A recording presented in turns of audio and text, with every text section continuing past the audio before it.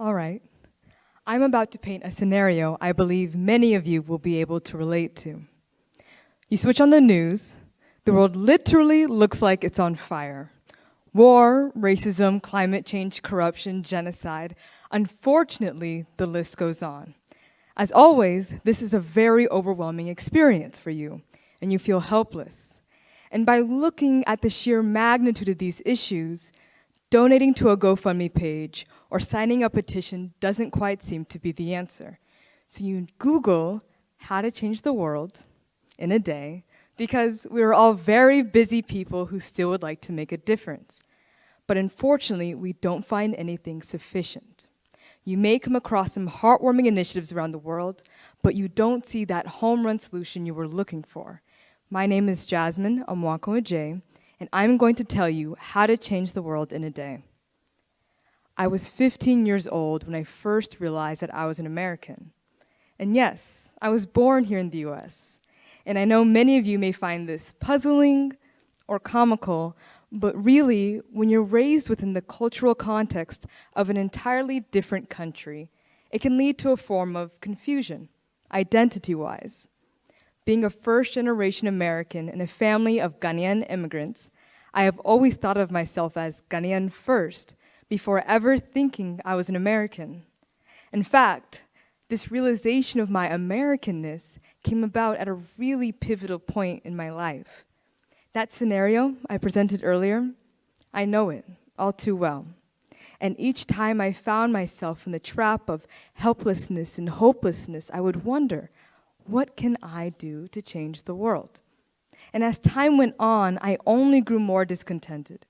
My history classes only focused on a very surface, very biased selection of events, and while frustrated, I was not discouraged. The phrase, "history often repeats itself," taught me not to neglect the lessons provided by history. They exist for a reason. So I committed to a lot of self-study. Out of pure curiosity, I would pore through websites and books, reading about this civil war or that natural disaster, trying to identify any trends or connections. But most importantly, I kept asking why. And as I became more informed, I also became more confident in what I was passionate about. I like to call this the birth of my activism. A Jasmine once silenced by her own self-doubt and lack of knowledge transformed into a Jasmine who was more outspoken against and intolerant of injustice. As this happened, though, this concept of activism, this seemingly tainted yet alluring word kept swirling in my mind. Activism. Activism. Am I an activist? But what does it mean to be an activist? And isn't it taboo to call people out on their role in injustice? No, it isn't taboo. When we acknowledge the power of identity, the patterns in history, when we understand intention, the world suddenly feels so much smaller. And we realize that there is so much more that we do not know. Yes, I am an American. Yes, I am Ghanaian. Yes, I am African. Yes, I am Black. Yes, I am a woman. And all of these identities intersect to inform my passions, my perspectives, and my decision-making.